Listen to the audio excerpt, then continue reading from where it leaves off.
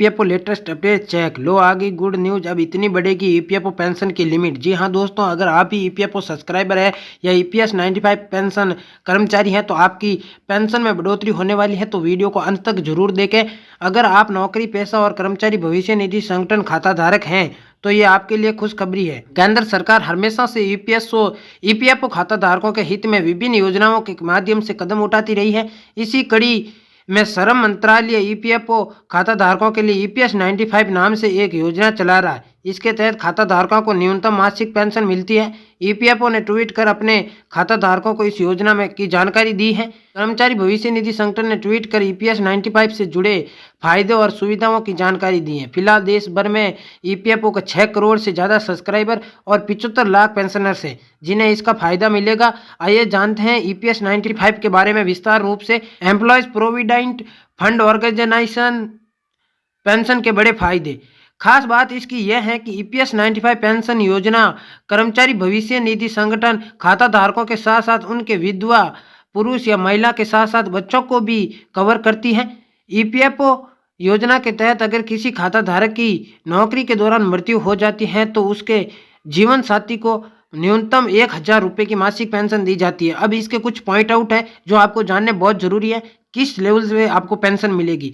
इस कर्मचारी भविष्य निधि संगठन योजना में सदस्य को 58 साल की उम्र में सेवानिवृत्ति पर पेंशन मिलती है।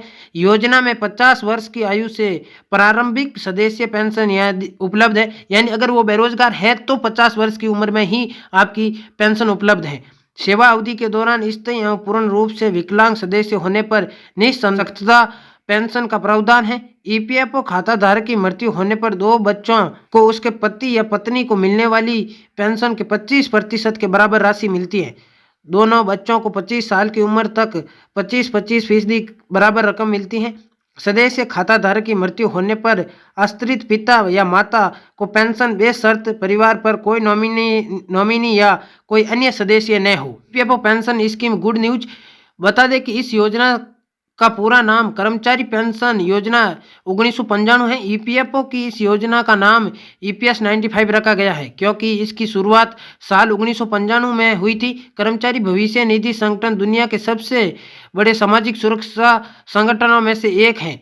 यह ईपीएफओ संस्था अपने खाता धारकों के लिए तरह तरह की योजनाएं पेश करती हैं। ईपीएफओ की योजनाएं मुसीबत के समय आपके बहुत काम आ सकती हैं। 30,000 की मिनिमम सैलरी होते ही बढ़ जाएगी पेंशन की रकम। पीएफ सदस्य का न्यूनतम वेतन कर्मचारी भविष्य निधि संगठन के तहत ईपीएफ खाता धारकों का न्यूनतम वेतन पीएफ खाता धारक न्यूनतम वेतन 15,000 रुपये है। चर्चा है कि अब इसे बढ़ाकर 21,000 रुपये करने की योजना बनाई जा रही है। एक रिपोर्ट के मुताबिक अगर ईपीएफओ ऐसा करता है तो कर्मचारी के पेंशन यानी ईपीएस में योगदान की राशि प्रभावित होगी। एक साथ ही पीएफ की राशि बढ़ सकती है आपकी।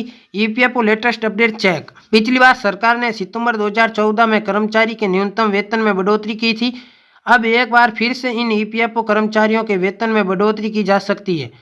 द इकोनॉमिक टाइम्स की रिपोर्ट के मुताबिक अगर सैलरी बढ़ती है तो उनका पीएफ योगदान भी बढ़ेगा और जो कर्मचारी भविष्य निधि संगठन की ईपीएस में निवेश करते हैं उनका योगदान भी बढ़ सकता है। पेंशन अंशदान कितना बढ़ेगा। अब आपका अगर पेंशन अंशदान आ रहा है तो वो कितना बढ़ेगा, ये बात आपको ध्यान से सुननी है।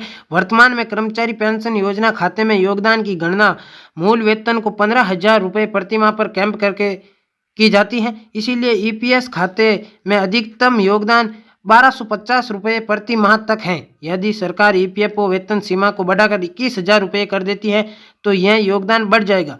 जल्द ही कर्मचारी भविष्य निधि संगठन सब्सक्राइबर्स को गुड न्यूज मिलने वाली है। अब अगर आपको यह छोटी सी अपडेट पसंद आई हो तो इस वीडियो को लाइक करना और अगर चैनल पर नए हो तो चैनल को सब्सक्राइब कर दो ताकि आपको ईपीएस 95 तथा ईपीएफओ को सब्सक्राइबर्स के लिए अच्छी अच्छी खबरें मिलती रहे।